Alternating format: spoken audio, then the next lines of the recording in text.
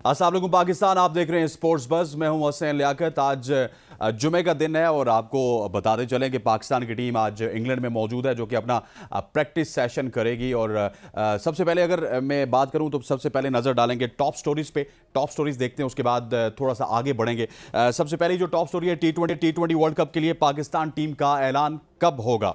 उसके बाद अगर बात की जाए तो इंग्लैंड की तो कौमी टीम आज से ट्रेनिंग सेशन का आगाज करेगी। पाकिस्तान और इंग्लैंड का warm up world cup matches से महरूम होने का इम्कान। न्यूयॉर्क क्रिकेट स्टेडियम पाकिस्तान और भारत के मैच के लिए तैयार है। तैयारियां न्यूयॉर्क की उरूज पर। सेंट्रल एशियन वॉलीबॉल चैंपियनशिप का फाइनल आज खेला जाएगा। और क्या पाकिस्तानी ग्राउंड्स चैंपियंस ट्रॉफी के लिए तैयार हैं? प्रोएम में शामिल है एक दिलचस्प रिपोर्ट। और सबसे पहले मैं चाहूंगा कि ये जो चैंपियंस ट्रॉफी की रिपोर्ट है, इसलिए क्योंकि अब ग्राउंड्स का कंपैरिजन भी करना होगा। हम बहुत ज़्यादा कहते हैं कि इंडिया में ग्राउंड इस तरह के हैं, पाकिस्तान में ग्राउंड इस तरह के हैं। इंडिया फ्लाई इवेंट ले जाता है, इंडिया टी20 का इवेंट ले जाता है, इंडिया वर्ल्ड कप का इवेंट ले जाता है, लेकिन ज़रा हमें अपने ग्राउंड्स पर भी नज़र डालनी चाहिए। आज तो हमने ये कंपैरिजन जो किया है, ये 2 ग्राउंड्स का किया है, लेकिन आगे आपको बताएंगे कि बाकी ग्राउंड्स की भी क्या हालत है। ज़रा ये रिपोर्ट देखते हैं, रिपोर्ट के बाद वापस आते हैं और कुछ आपको बताते हैं कि क्या कुछ फैक्ट्स हैं और इन फैक्ट्स के ऊपर हमें काम करना पड़ेगा। यूं तो पाकिस्तान और भारत दोनों 1947 में आज़ाद हुए, मगर दोनों के क्रिकेट स्टेडियम्स में ज़मीन आसमान का फ़र्क नजर आता है।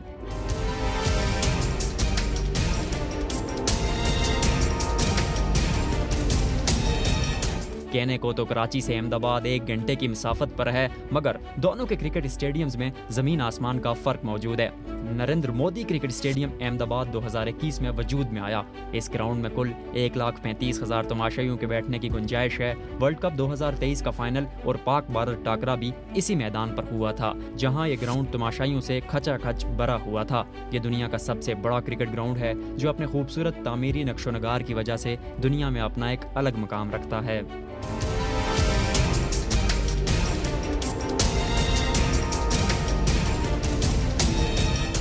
दूसरी जानिब अगर नेशनल स्टेडियम कराची पर नज़र दौड़ाई जाए तो इसका क़याम 1955 में हुआ और इसमें सिर्फ 40,000 लोगों के बैठने की गुंजाइश है, मगर ये मैदान अक्सर खाली नजर आता है।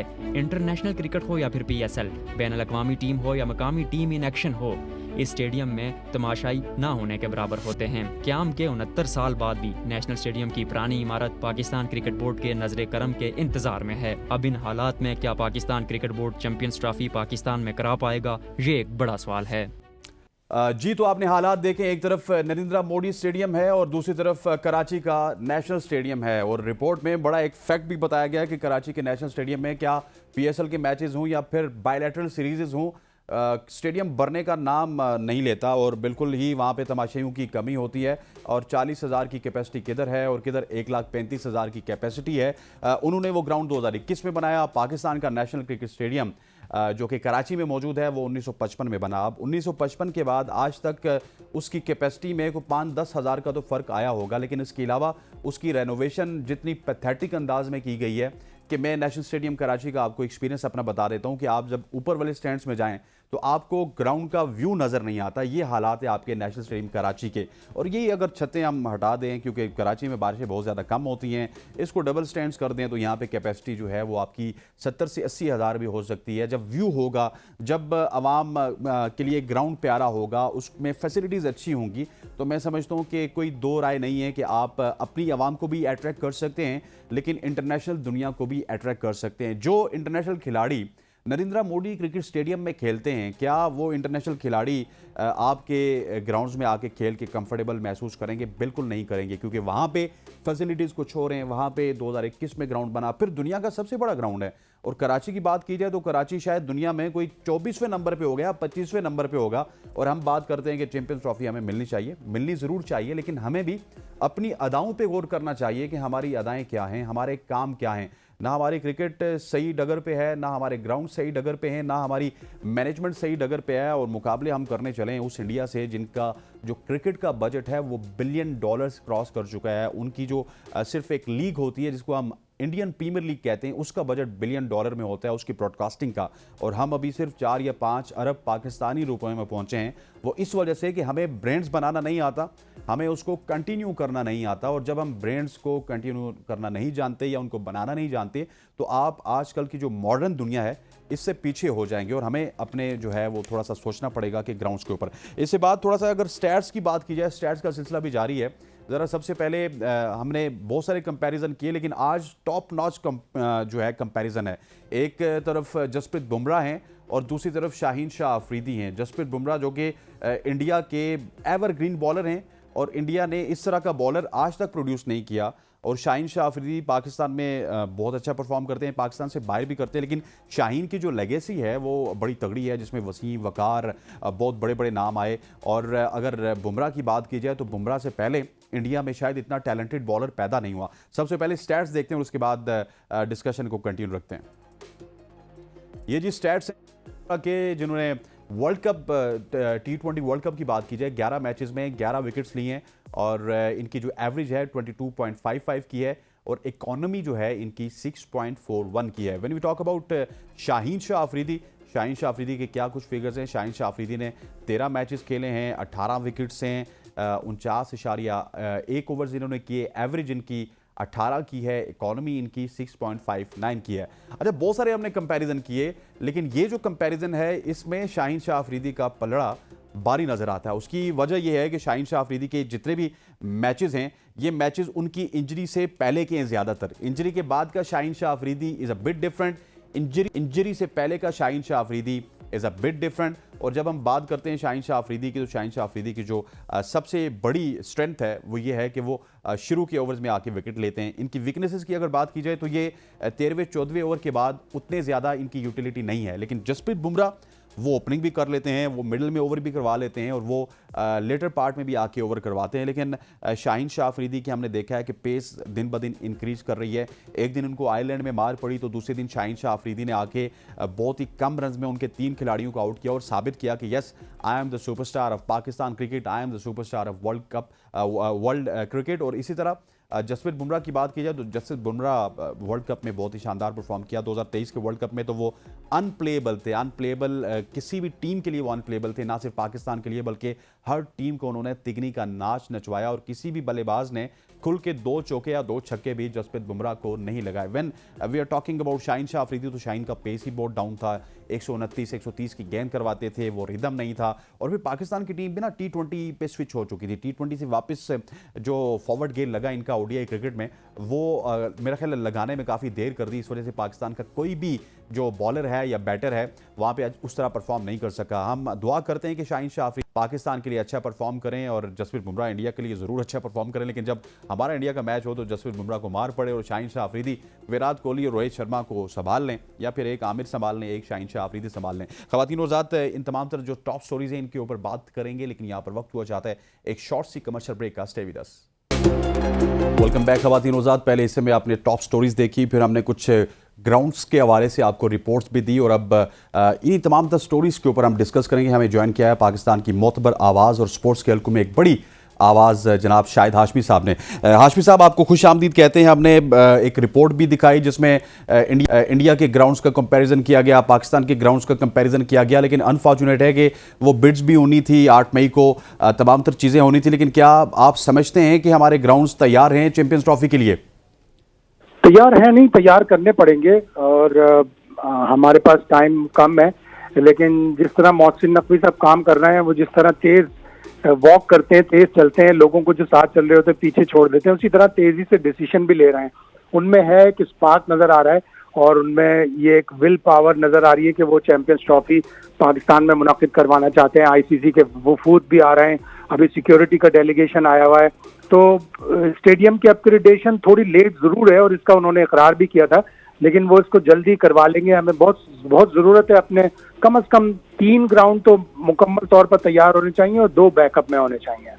शायद भाई आपकी बड़ी गिरफ्त है, और इसी वजह से हम आपको ना इंटरनेशनल इश्यूज पे ज़्यादा तंग करते हैं। आप ये समझ सकते हैं कि इंटरनेशनल क्रिकेट के जो रिलेशंस हैं उनको आप ज़्यादा समझते हैं। ये बताइएगा कि इंडिया की जो मनमानी है, आप हालिया वर्ल्ड कप में भी देखिए वो जारी है कि अपनी मनपसंद का ग्राउंड गयाना को सिलेक्ट किया गया, उसके बाद पिचेस के वाले से भी वो खदशात का इजहार कर रहे हैं। फिर टाइमिंग की बात की जाए तो इंडिया कहता है कि जो इंडिया का टाइम सूटेबल होगा वही होगा। सो ये लेवरेज मेरा ख्याल है सिर्फ इंडिया को ही है, बाकी किसी टीम को नहीं है।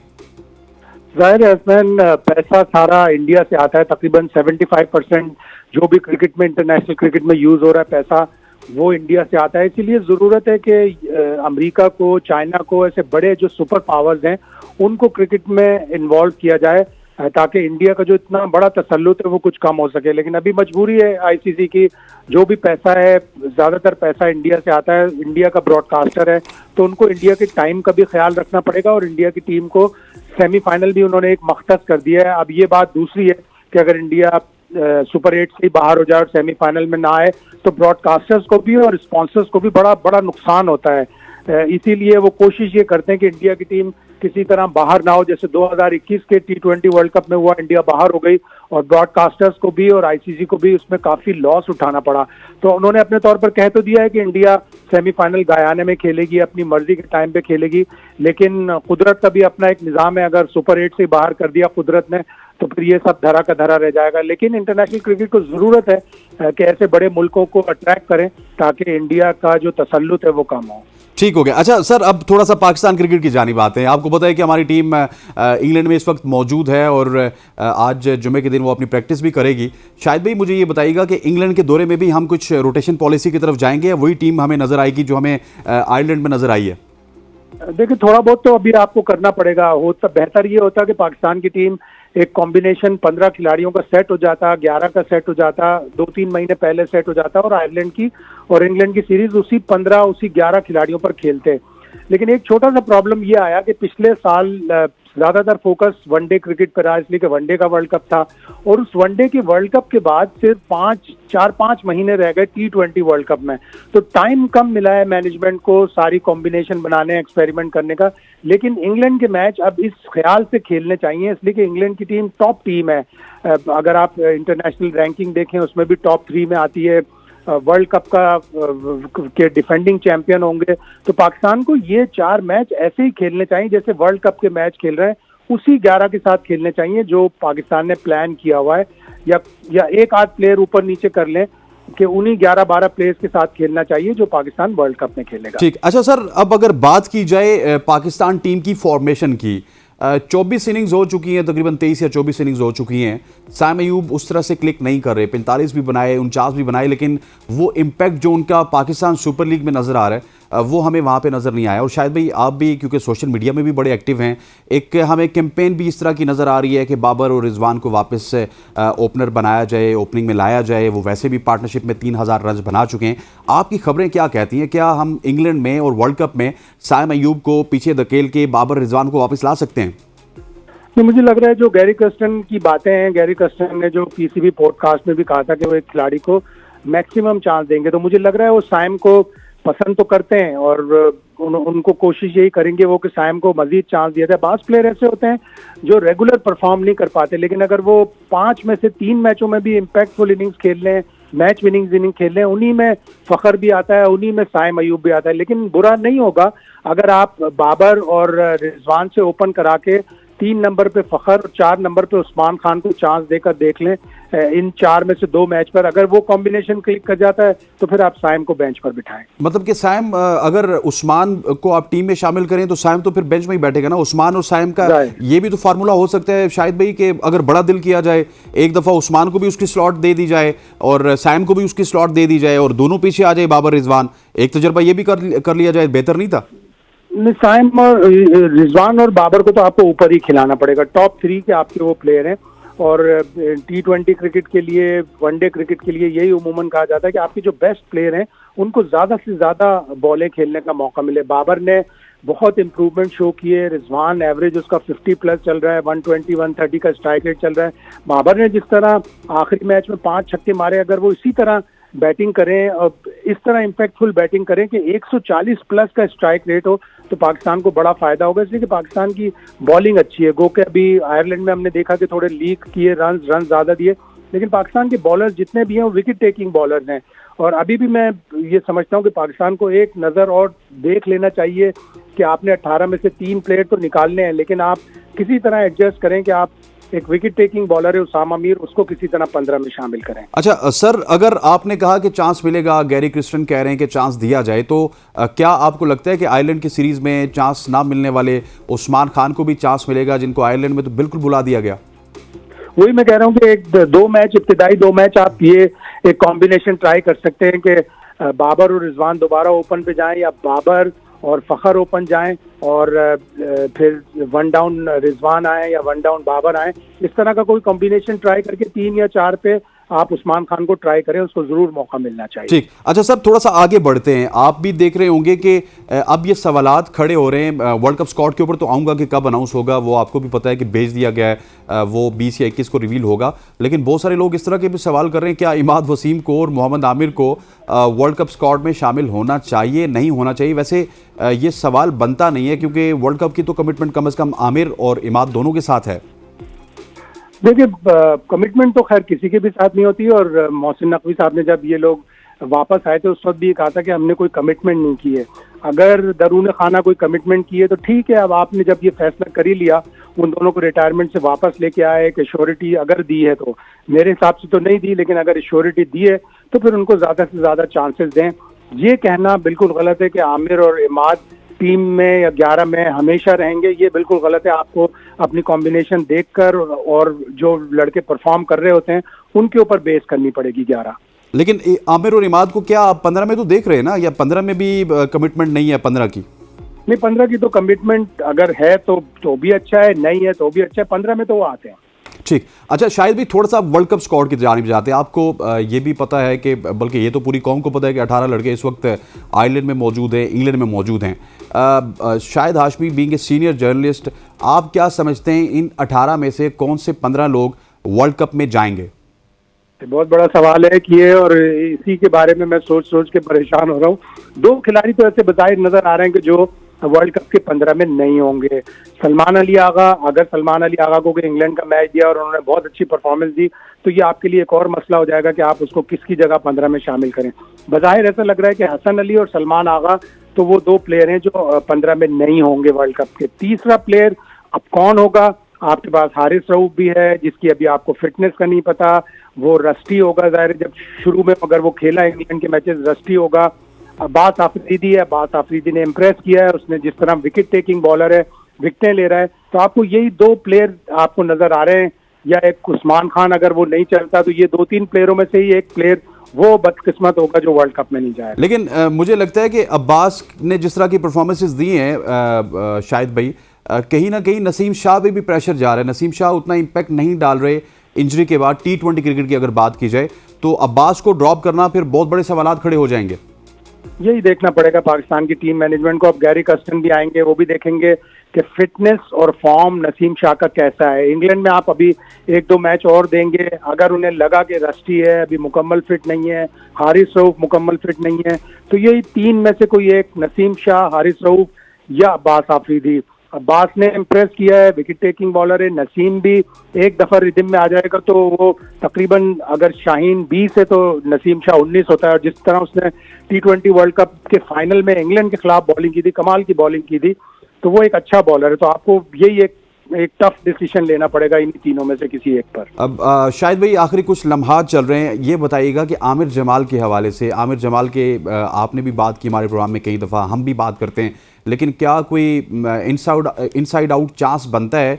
Is there is any chance कि आमिर जमाल वापस टीम में आ सकते हैं, कुछ इस तरह के मामलात बन जाएं, कोई बड़ी डेवलपमेंट हो जाए? तो देखिए, पाकिस्तान की क्रिकेट में किसी भी चीज को रूल आउट नहीं कर सकते। बिल्कुल एकदम से ये नहीं कह सकते कि आमिर जमाल, हमें किसी को नहीं पता कि 15 में एकदम से वो आ जाए और हम सब हैरान हो जाएं। प्लेयर बहुत अच्छा है, वो हार्ड वर्किंग प्लेयर है, उसकी विल पावर बहुत अच्छी है, उसका कॉन्फिडेंस बड़ा अच्छा है। और पाकिस्तान को एक पेस बॉलिंग ऑलराउंडर की जरूरत भी है, जो नीचे आके 20-25 रन, इम्पैक्ट वाले 20-25 रन बनाए और पाकिस्तान को 2-3 विकेटें या अच्छे 4 ओवर्स निकाल के दे। लेकिन बावजूद इसके के असिस्टेंट कोच जो अभी आयरलैंड में हेड कोच थे, अजहर महमूद, उन्होंने बड़ी तारीफ की थी अपनी पहली प्रेस कॉन्फ्रेंस में आमिर जमाल की, लेकिन वो किसी तरह 18 में नहीं आ सके। मेरे हिसाब से हसन अली की जगह इन 18 खिलाड़ियों में आमिर जमाल को होना चाहिए था। फेयर इनफ जी। आखिरी सवाल करूंगा शायद भाई, ये बताइएगा कि इंग्लैंड में अब पाकिस्तान की टीम मौजूद है, क्या इंग्लैंड में पाकिस्तान की टीम कुछ रिजल्ट प्रोड्यूस करेगी? क्योंकि माजी में हमने देखा है कि आयरलैंड में पहला मैच हम हार गए, फिर न्यूजीलैंड की सी टीम के खिलाफ सीरीज़ 2-2 से बराबर हो गई। सो इंग्लैंड तो बड़ा ही एक कंपेटिटिव क्रिकेट खेलती है। सो वहाँ पे किस तरह के रिजल्ट प्रोड्यूस होते हुए नजर आ रहे हैं आपको?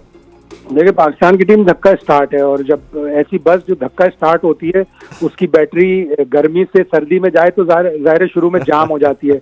वो जैम हो गई थी बैटरी आयरलैंड के खिलाफ, उसको शॉक लगे बड़े जबरदस्त, तो बैटरी चार्ज हुई है।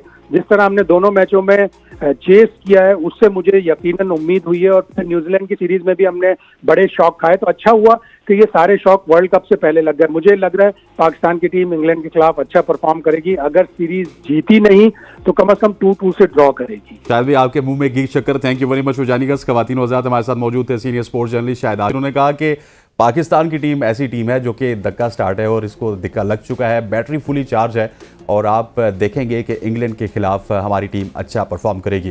ख्वातीन वज़ारत हफ्तावार तातीलात के बाद इंशाल्लाह आपसे मंडे को मुलाकात होगी। मुझे मेरी पूरी प्रोडक्शन टीम के साथ इजाज़त दीजिए। अल्लाह हाफ़िज़।